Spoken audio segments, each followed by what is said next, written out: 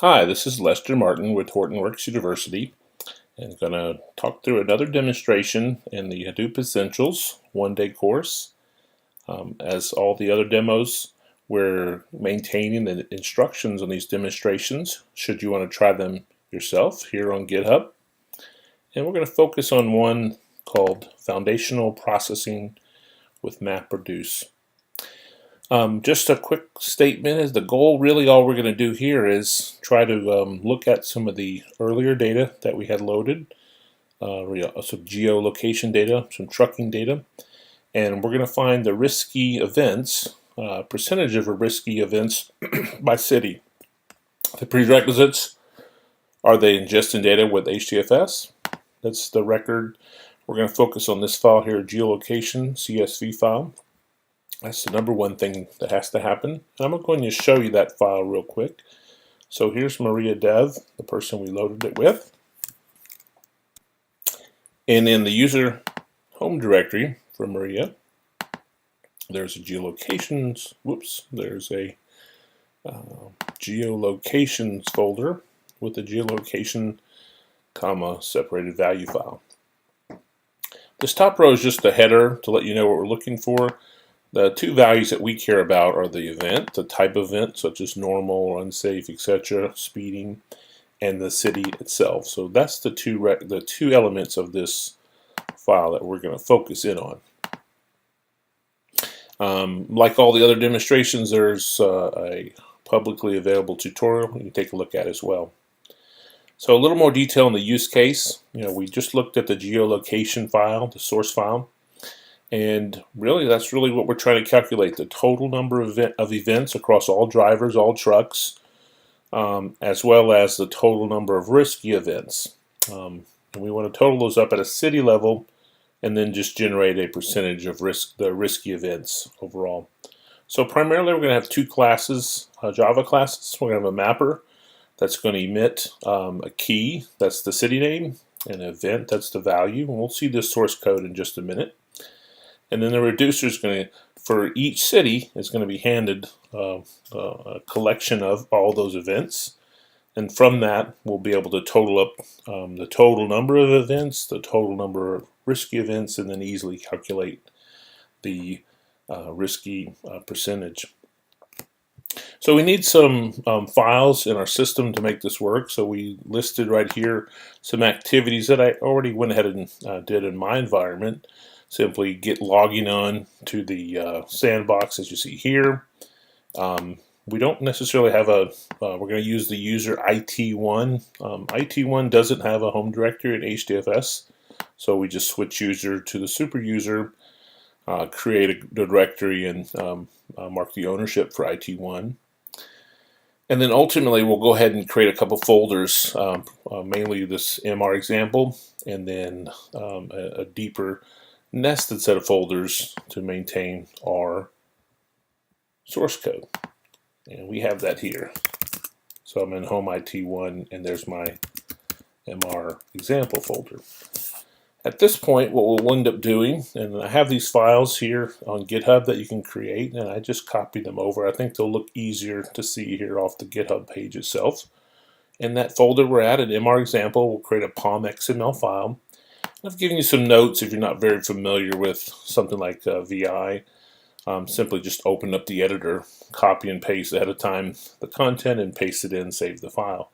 So we're going to have a POM file. Nothing special about the POM file.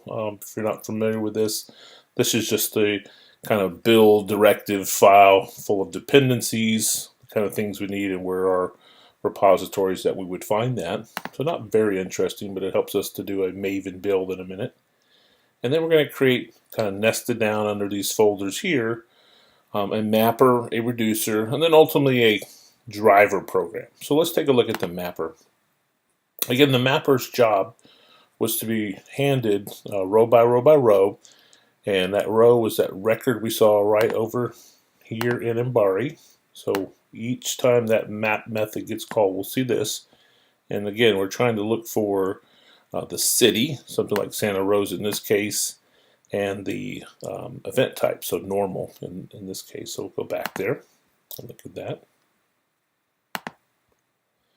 So that's all we're doing. We're splitting up that comma separated value. We just happen to know the sixth element is the city, the third element is the event, and that's all we're doing. We're just raising that name value pair. So very straightforward and simple mapper.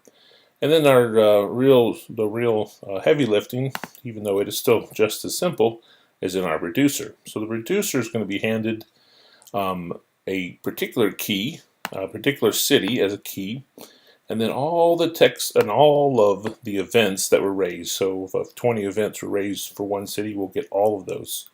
So we're just going to quickly set up some counters for total events, total risky, kind of a placeholder for the current event type, and then we'll loop through all those values real quickly, and from there we will simply just keep track of the total events, and if the event type is not equal to normal, then it's a risky one, so we'll add those, and then the rest of this is nothing more than just trying to put together in a little bundle the total events, the total risky events, and then our percentage that we want, and then raising one key value pair of city, and then that formatted string that you see above.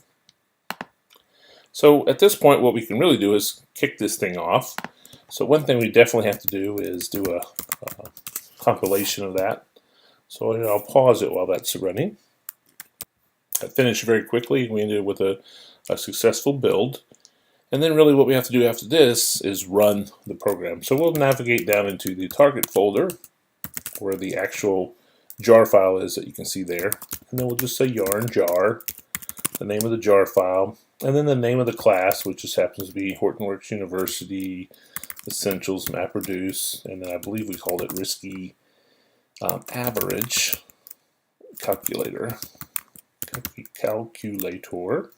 And then we're looking for the input file, so that's Maria Dev geolocation, and then geolocation.csv, and then we're really looking for a folder for output. So we'll use a relative folder name of average output. Sounds like a good one. So I'll kick that off, and while that's running, because it will take a good minute or so, I'll go ahead and hit pause and we'll resume when it's finished. You can see it running here now, the mapper and the reducer phases that are kicking in. So we finished the mapper and the reducer's underway, and it just completed, and the whole job actually finished. So let me make that font a little bit bigger, so because we're going to look at a few things here.